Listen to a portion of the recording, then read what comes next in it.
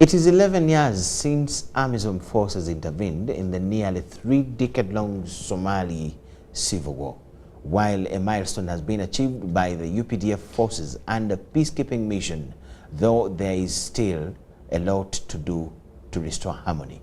Our journalists embedded with the UPDF in Somalia and were given rare access to tell the story of the country's road to recovery.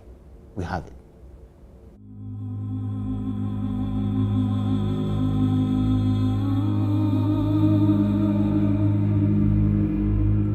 Medieval Mogadishu, at its climb to near ancient Athens, by now would be one of the greatest cities in Africa.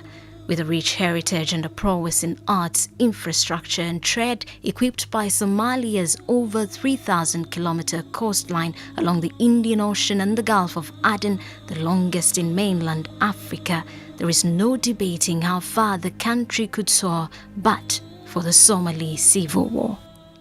A war precipitated by a number of variables, from clan differences to a gap in government institutions, which evolved the war into a jihadi arm wrestle, to piracy on the Indian Ocean waters and the cycle of poverty. We now date back in time. In 1969, Said Barre led a military junta in a coup d'etat to take over power from Abdurrashid al-Shamaki.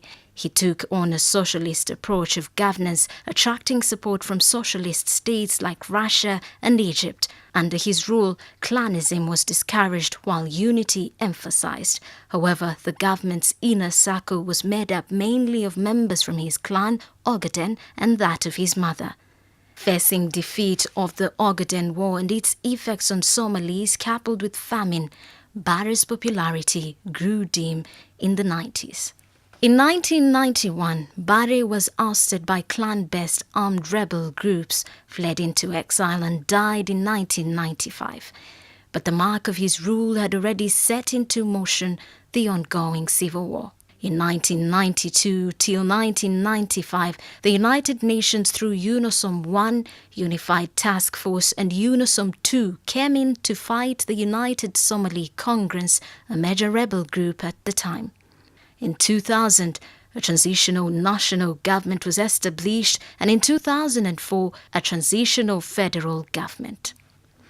Between 2005 and 2007, fighting erupted in the south, but was quelled by Ethiopian troops who seized the region from the Islamic Courts Union that would later splinter into more radical groups like the Al-Shabaab. In January 2007, the Peace and Security Council of the African Union, in the spirit of brotherhood, created the African Union Mission in Somalia, mandated to support government structures, implement a national security plan, train the Somali security forces, and assist in creating a secure environment for delivery of humanitarian aid. The effects of war are grave. They make a significant mark on a state while mounting graves for many homes. From the sky, you can see a country that has bled, and on the ground, effects of terror and poverty are clear-cut. The crisis in Somalia is real on the lives of many locals here.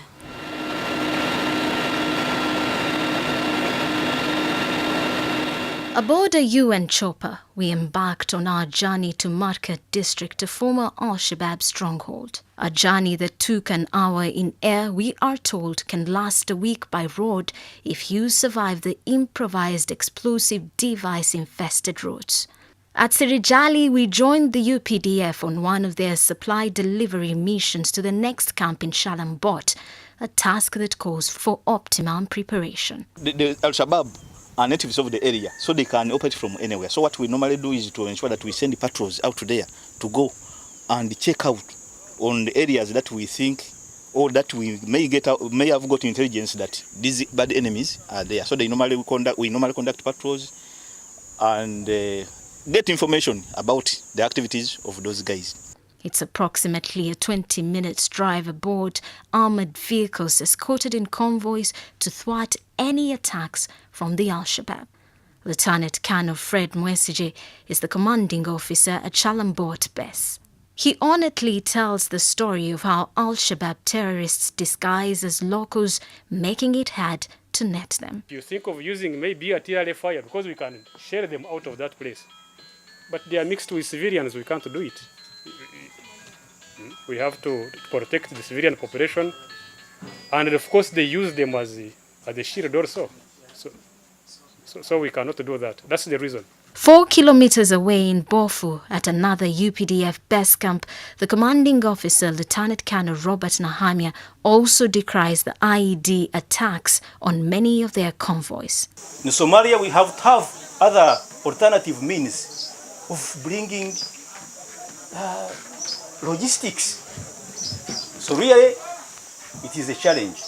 I think our partners will hear and our superiors will work on this. But we need something like helicopters for taking logistics and personnel other than relying on one route. This is the route. So really, these are IEDs. What you are seeing here, this is emplacement of the IEDs along the MSR, which is a serious challenge. The improvised explosive devices are the enemy's weapon of choice, and Amisom is devising means on how best these can be detected. That has been actually their strongest weapon of choice. But we are dealing with it. We have jammers to jam it up.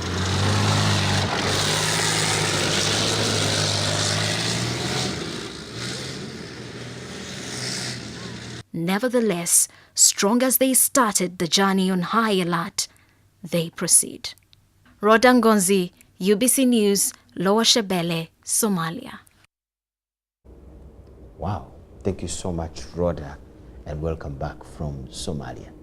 With that very beautiful story and picture of the situation in Somalia, we'll take a very short break. On return, we'll have business. Thank you for watching.